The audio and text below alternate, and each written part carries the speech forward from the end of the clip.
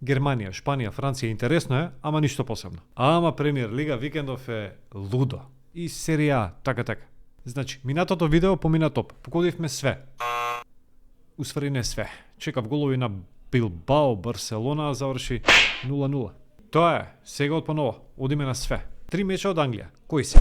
Астон Вила, Тотенхем, големото дерби, Ливерпул, Манчестер Сити и Челси, Ньюкасл. И еден меч од серија А, Болоња, Интер. Пред да почнам, ставајте на subscribe, не е кошта ништо, а нас ни значи многу.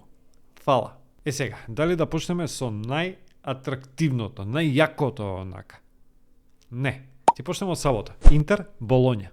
Го немам спомнато Интер, 2-3 видеа мислам дека. И ако се види табелата, ова е најинтересното во Италија овој викенд. Две екипи со најдобра форма. Прв против четврти. За Интер знаеме, на некој начин се веќе шампиони. 15 бода разлика, 15 бода преднос има на табелата. Не гледам кој ќе ги стигне. Него Болоња што прави бе? 6 победи поред, 16 дадени, 4 примени гола. Четврто место на табела.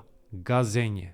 Мота е креаторот на тимот кој веројатно следната сезона ќе игра во Лигата на шампиони. И нормално дека веќе Мота почна да го поврзуваат со големи фудбалски имиња. Ќе биде тежок надпревар за Интер и не се осмелувам да типувам. А вие како сакате? И кога сме ке Интер, мора да кажам дека Горан Пандев по пауза од, што знам, една деценија веќе, повторно ќе го облече дресот на Интер. Но овој пат на ревијален надпревар со останати легенди од Интер. Во Грузија ќе играат најголемите имиња во историјата на Интер, као Фиго, Матераци, Зенети, Снајдер, Камбиасо, Милито и Пандев. И пазете играта на судбината. Пандев уствари ќе се врати во земјата каде што го постигне еден од најважните голови во неговата фудбалска кариера. Секако најважен гол во историјата на македонскиот фудбал. Голот против Грузија во баражот со кој обезбедивме пласма на европското првенство. Ќе биде носталгичен надпревар. За кого како?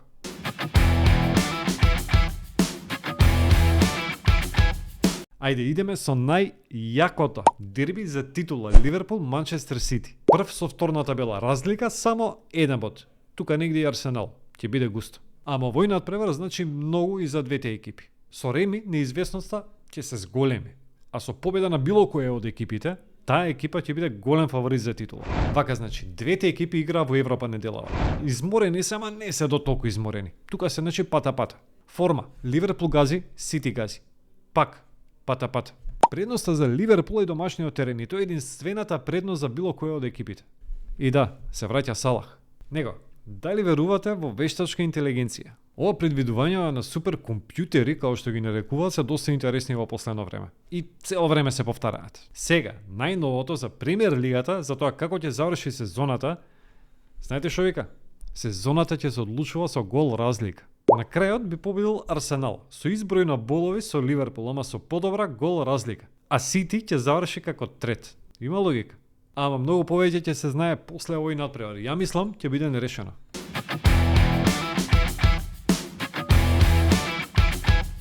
Сега, истиот тој суперкомпјутер вика дека четвртото место, односно последниот патник во Лига на шампиони оваа сезона од Англија ќе биде Астон Вила. Втор меч, Астон Вила Тотенхем, битка за пласма во Лига на шампиони. Астон Вила четврти, Тотенхем пети. Ама разлика дури 5 бода. Ако Спарси не тепаат сега, ќе се простат од Лига на шампиони. Астон Вила игра одлична сезона, има топ тим, добра форма, голема хомогеност на екипата и мислам дека имаат шанси за Лига на шампиони. Тотенхем игра топло-ладно. Тепа па губи. Дава многу голови, прима многу голови. Тешко е да се предвиди како ќе одигра сега. И плюс Ричарлисон ќе биде аут до крајот на месецот. Ама ова е крајно важен надпревар и за двете екипи. Очекувам голема борба. Очекувам и голови.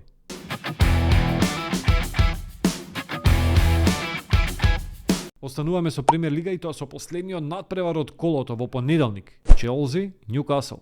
Добар надпревар ко за крај, онака ко за почеток на недела, понеделнички. Значи вака, ово усвари е дуел на двете најголеми разочарувања сезонава во Англија. Као ќе одеа на Лига на шампиони, на титули, на едно на друго, усвари се бора за топ 10.